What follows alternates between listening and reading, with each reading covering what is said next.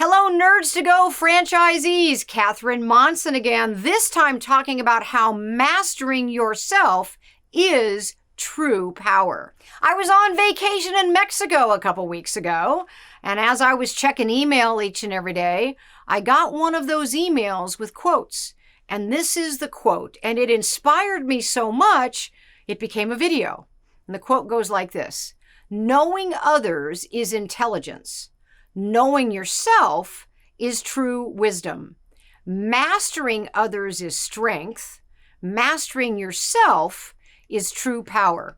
Leonardo da Vinci said, one can have no smaller or greater mastery than the mastery of oneself. You know, people love change when it's about changing others, but people tend to hate change when it's about changing themselves. Amit Ray, in his book, Meditation, Insights and Inspiration, said, you are your master. Only you have the master keys to open your inner locks.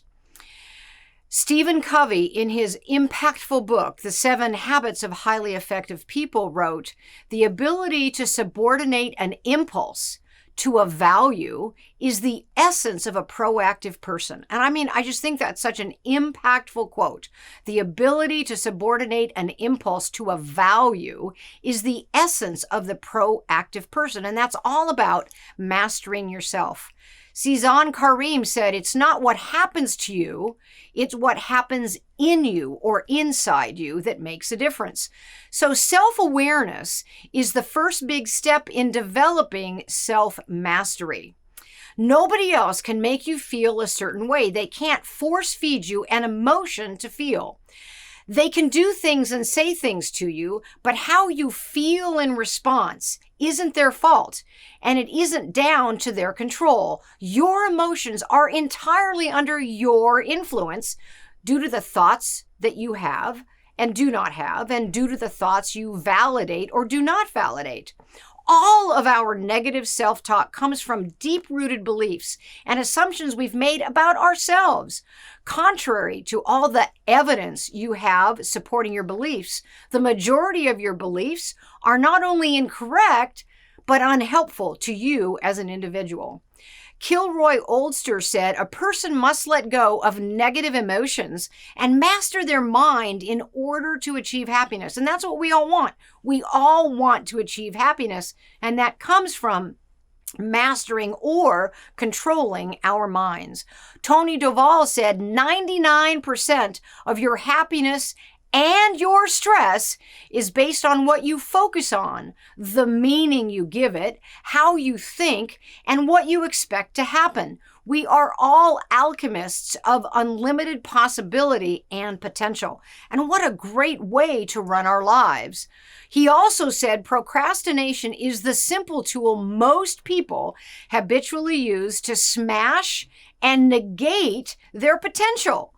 This is why 90% of people will never get close to using their full potential in their lifetime.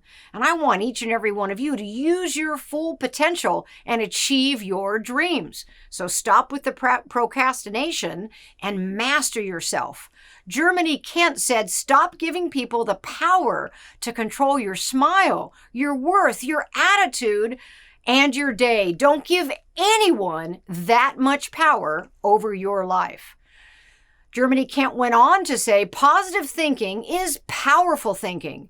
If you want happiness, fulfillment, success, inner peace, start thinking you have the power to achieve those things. Focus on the bright side of life and expect positive results.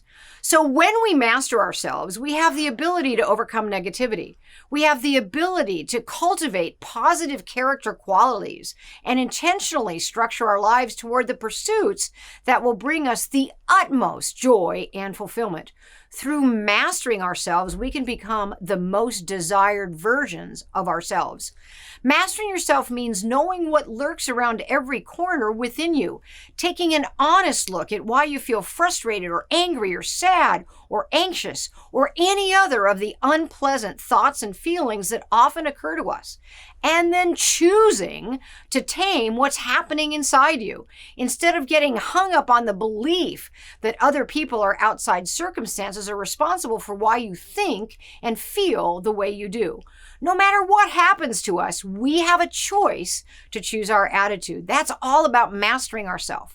This is the true mastery, choosing an attitude of resilience, acceptance, and having good character even under the most difficult, tense, or unfair circumstances. Self-mastery means becoming the best possible version of yourself, no matter what outside pressures you face, because that's the only thing you have complete control over. It's being able to sacrifice comfort in order to do what's right. It's being able to make difficult decisions even when it's scary to do so. And lastly, self-mastery is cultivating the qualities and the behaviors within yourself necessary to pursue your most desired dreams. It operates under the premise that we are not set in stone. We can evolve into what we want to be in order to achieve the things we want, whether it's in our careers, our personal relationships, mental or emotional states, or anything else. The possibilities are limitless once we learn to stop limiting ourselves. Hey, don't get me wrong, acceptance and self-love are very incredibly important. However, if you experience behaviors or thoughts or emotions that you're not content with, you have the ability and the right to change for the better. This is true self-mastery. Most of us operate in a reactive way. We think that our automatic thoughts and feelings are part of who we are as a person. And that's true to a certain extent. We are more prone to think and feel certain ways based on conditioning, personalities, experiences, even genetics. But we need to move from believing we are certain things, believing that we are anxious or angry or somebody who's unworthy, to believing that we're experiencing transitory states of these qualities. We are experiencing anxiety, but that doesn't mean we have anxiety. We're experiencing anger, but it doesn't mean we're angry people. We're experiencing feelings of unworthiness, but that does not mean we are unworthy. Once we detach ourselves from these qualities, we find the strength and the confidence to change. This doesn't mean that we are rejecting ourselves or changing into someone who we're not. In fact, it always surprises me that who we are at the core, our truest natures, our truest personalities, doesn't really change much over time. But the expression of our truest selves is the most honest and pure when we're free from the negativity that obscures our view. How powerful would you feel if you knew you could choose a positive response regardless of what's happening in your life? How strong would you feel choosing to be the bigger person even when someone mistreated you? How would it feel to go from being reactive to being completely proactive, to choose the direction of your life and find the determination to press forward with confidence? How would it feel to master yourself so that you can and be anything that you want? Well, you can, and it all starts with the decision to do so, and then practicing that self-discipline and that self-mastery and that positive thinking. We all can do this. You've got this. We can do it together. Thanks.